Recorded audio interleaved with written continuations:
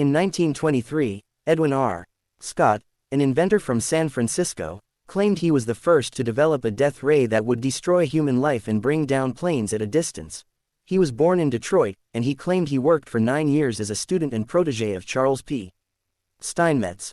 Harry Grindell Matthews tried to sell what he reported to be a death ray to the British Air Ministry in 1924. He was never able to show a functioning model or demonstrate it to the military. Nikola Tesla claimed to have invented a death beam, which he called teleforce in the 1930s and continued the claims up until his death. Tesla explained that, "This invention of mine does not contemplate the use of any so-called death rays. Rays are not applicable because they cannot be produced in requisite quantities and diminish rapidly in intensity with distance. All the energy of New York City, approximately 2 million horsepower, transformed into rays and projected 20 miles, could not kill a human being, because, according to a well-known law of physics, it would disperse to such an extent as to be ineffectual. My apparatus projects particles which may be relatively large or of microscopic dimensions, enabling us to convey to a small area at a great distance trillions of times more energy than is possible with rays of any kind. Many thousands of horsepower can thus be transmitted by a stream thinner than a hair, so that nothing can resist."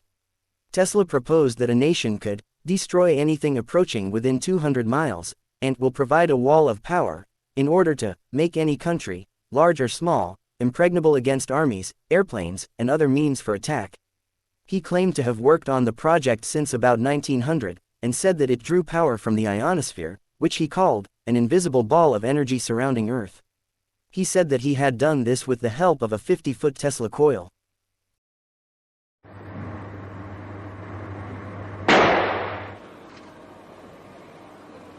A bullseye on the very latest thing in shooting galleries. I'm firing not bullets, but a laser beam. When I pull the trigger, it's the needle-thin beam of very intense light that does the damage. Nothing to hear, nothing to see, except the destruction down at the other end of the gallery.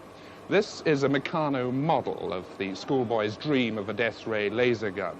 But real-life developments of this idea with greater power and greater range are still very secret. But the possibilities on the battlefield are obvious.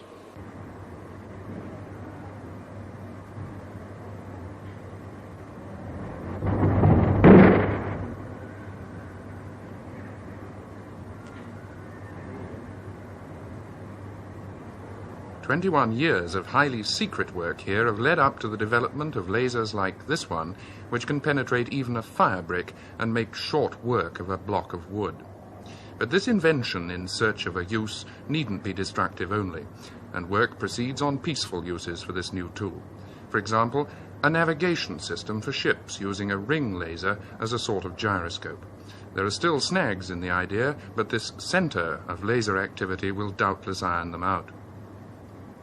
Aircraft altimeters using gallium arsenide lasers have been successfully tested. They are very precise up to 1,000 feet, but suffer in bad visibility. The same idea works well horizontally as a high-precision rangefinder. The narrow laser beam can peer between obstacles to get an accurate fix on a distant target. Amid the electronic gadgetry, an effort's going on to improve the new materials being used. Here, scientists must consider the atom and the spaces between atoms to produce better electronic substances. It looks and it sounds fantastic, and tomorrow's electronic marvels are germinating here. Antonio Longoria in 1934 claimed to have a death ray that could kill pigeons from 4 miles away and could kill a mouse enclosed in a thick-walled metal chamber. During World War II, the Germans had at least 2 projects, and the Japanese one, to create so-called death rays. One German project led by Ernst Schiebold concerned a particle accelerator with a steerable bundle of beryllium rods running through the vertical axis. The other was developed by Dr. Rolf Wiederow and is referred to in his biography. The machine developed by Wiederow was in the Dresden Plasma Physics Laboratory in February 1945 when the city was bombed. Wiederow led a team in March 1945 to remove the device from the ruined laboratory and deliver it to General Patton's Third Army at Bergrub, where it was taken into U.S. custody on the 14th of April 1945. The Japanese weapon was called Death Ray, Ku-go, which aimed to employ microwaves created in a large magnetron. While based in fiction, research into energy-based weapons inspired by past speculation has contributed to real-life weapons in use by modern militaries, sometimes called a sort of death ray, such as the United States Navy and its laser weapon system laws deployed in mid-2014. Such armaments are technically known as directed energy weapons.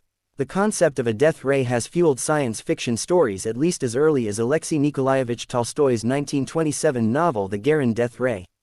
Later science fiction introduced the concept of the handheld raygun used by fictional characters such as Flash Gordon.